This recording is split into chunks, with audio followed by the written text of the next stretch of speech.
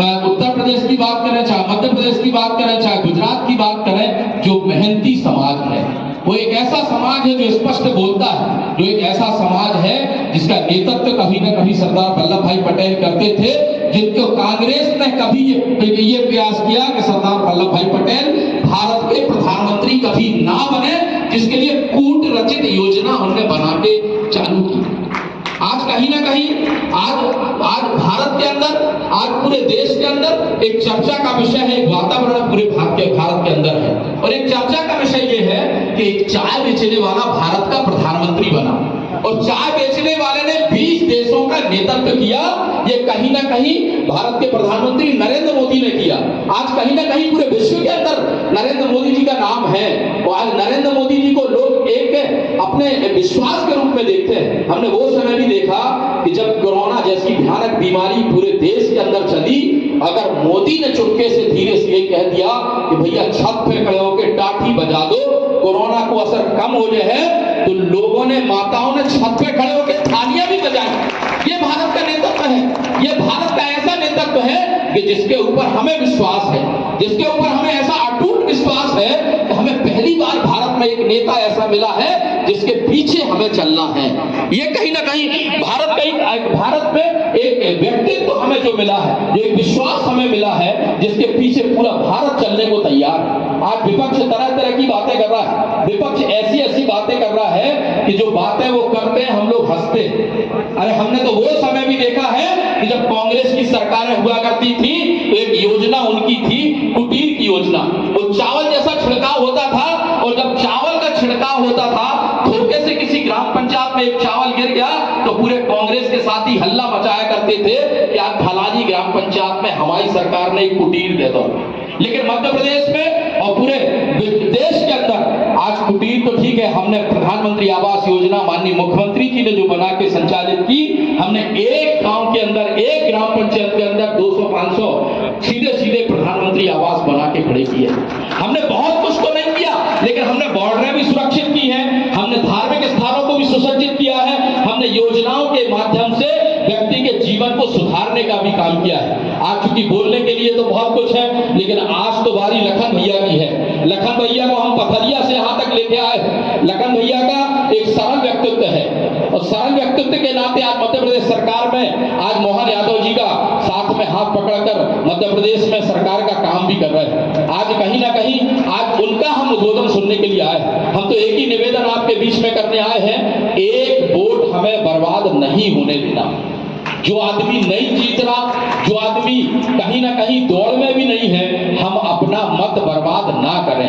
हम तो एक ही निवेदन करेंगे, भारत को प्रथम पंक्ति में विश्व में हमें खड़ा करना है, जिसकी आहुति हमें अपने वोट के रूप में देना है। विष्णुदत्त शर्मा जी नाम मात्र के प्रत्याशी हैं। आज मोदी जी के नेतृत्व में पूरे भारत के अंदर चुनाव हो रहा है, और हम तो ये कहेंगे कि हम आप सब मोदी जी बनकर अपने बूथ पर काम करें, और 370 वोट प्लस करके हमें भारतीय जनता पार्टी को हर बूथ में देना है। क्योंकि हमारे जो राष्ट्रीय अध्यक्ष थे पंडित श्यामा प्रसाद मुखर्जी, उनने अपना जीवन का उनका बलिदान कश्मीर में हुआ, और हमने धारा 370 कश्मीर से हटाई। तो हमें ये प्रयास करना है कि हर बूथ से हम 370 वोट प्लस करके देंगे। हम ज्यादा कुछ ना बोलते हुए हम पुनः आपके बीच में एक आग्रह कर रहे हैं कि अपना मत बर्बाद न करें। आज हम सुनने लखन भैया को आए हैं, इतना कह के हम अपनी वाणी को विश्राम देंगे। जैसा कि डॉक्टर राजेश वर्मा जी कह रहे थे कि आज कांग्रेस गमले में समा गई, कांग्रेस समाप्त हो गई। ये तय है कि आने वाला समय देश की जनता ने तय कर लिया है कि हम नरेंद्र मोदी जी के नेतृत्व में देश में 400 पार का जो नारा दिया है, वो सरकार बनने वाली है, ऐतिहासिक सरकार बनने वाली है। बनो इतने सारे काम जो भारतीय जनसंघ से लेके और भारतीय जनता पार्टी का जो इतना लंबा इतिहास है, भारतीय जनता पार्टी ने जो राष्ट्र निर्माण के लिए इतने सारे काम किए, बंधुओं आज ऐसे अनोखे काम देश के अंदर हुए हैं जो कल्पना नहीं की थी लोगों ने कि ये काम भी कभी हो सकते हैं। धारा 370, हमारे प्रधानमंत्री नरेंद्र मोदी जी ने कहा है कि हर बूथ पर हमारा कार्यकर्ता 370 प्लस करने का काम करे। हमारा सारा कार्यकर्ता 370 वोटें बढ़ाकर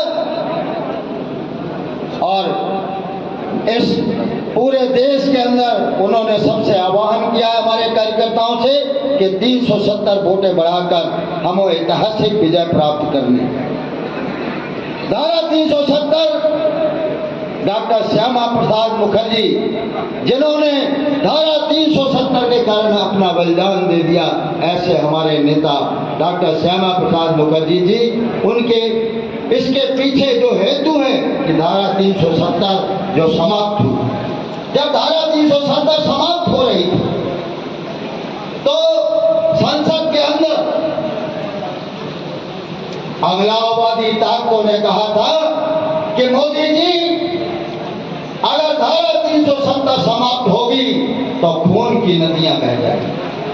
बंधुओं, मैं आज इस मंच के माध्यम से और इस समाज के जो हमारा क्षत्रिय समाज बैठा हुआ है यहाँ, कुर्मी क्षत्रिय समाज, जिसने सतत राष्ट्र के निर्माण के लिए लड़ाई लड़ी है।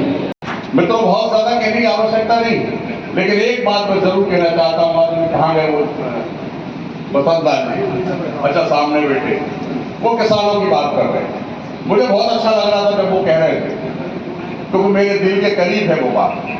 मेरे दिल के करीब इसलिए है कि मैं समझ सकता हूँ कोई भी राजनीतिक दल हो, कोई भी हो, किसानों का काम यदि कोई कर सकता है तो वो सिर्फ और सिर्फ भारतीय जनता पार्टी कर सकती है। इस बात को तय कर मैं उसको उदाहरण से कहना चाहता हूँ। आप 20 साल पहले चले जाए, सब जानते इस बात से सहमत है कि नहीं है। और इन 20 सालों के बीच में अगर कोई प्रगति हुई है तो वो सबसे ज्यादा अगर लाभ मिला है तो किसानों को मिला है। लेकिन अभी बहुत भी आवश्यकता है और भी जरूरत है, क्योंकि किसान पहले बहुत पिछड़ा था पीछे, उसको अगर आगे लाना है तो मैं समझता हूं जहां तक बहुत सारी बातें, सड़क मुझे नहीं लगता कोई गांव बचा होगा, बचा क्या कोई गांव, शायद कोई एक आध गांव छूट गया हो।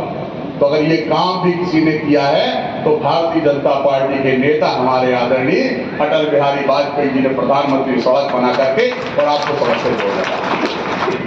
जब जब देश में या प्रदेश में जब भारतीय जनता पार्टी की सरकार बनी तब तब गांव की चिंता की है, गांव की विकास की चिंता है। मैं बहुत ज्यादा नहीं इसलिए नहीं कहना चाहता, पूर्व वक्ताओं ने कहा कि जो भी विकास, जो भी आज योजना है सब आदमियों को लाभ मिले, मैं उन सबको नहीं कहना चाहता क्योंकि आप सब जानते हैं। लेकिन 3 बातें मैं जरूर आपके बीच में रखना चाहता हूं, और इसलिए रखना चाहता हूं कि आपको मालूम हो, पता चले कि कौन आपकी चिंता करता है, कौन आपके लिए काम करता है। किसानों के लिए अगर काम करना चाहते तो भारतीय जनता पार्टी ने किया, मध्य प्रदेश की सरकार ने किया। मैं इसलिए बताना चाहता हूं इस बात को कि जब 2003 से पहले कांग्रेस की सरकार ज्यादातर रही, उसके बाद ही भारतीय जनता पार्टी की सरकार बनी, उस समय मध्य प्रदेश में सिंचाई का क्या हाल था, मात्र 6% 7% सिंचाई थी। आज सिंचाई बढ़ करके प्रदेश में आज 49% हो गई, और ये सारी योजनाएं इतनी चल रही है, जिस दिन कंप्लीट हो जाएंगी 67% देश की सिंचाई होगी किसानों के खेतों में पानी।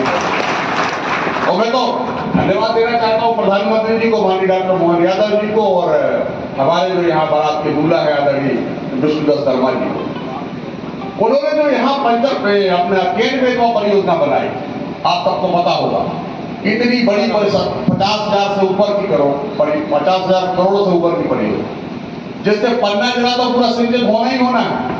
हर खेत में किसान के खेत पर पानी पहुंचेगा, थोड़ा समय लगेगा, और वो मैं इसलिए कह रहा हूं समय लगेगा क्योंकि हमारे लोगों ने 2004 में गलती कर दी थी।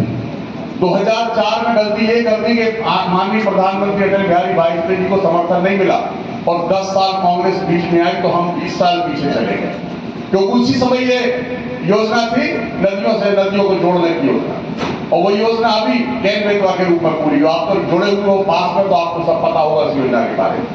मेरे रास्ते में आ रहा था, मैं देख रहा था गांव में कई जगह स्लोगन लिखे हुए थे, कैन बेटवा का पानी हमारे खेत तक आएगा, ऐसे मैंने स्लोगन पढ़े। मित्रों, कोई सरकार कोई भी हो,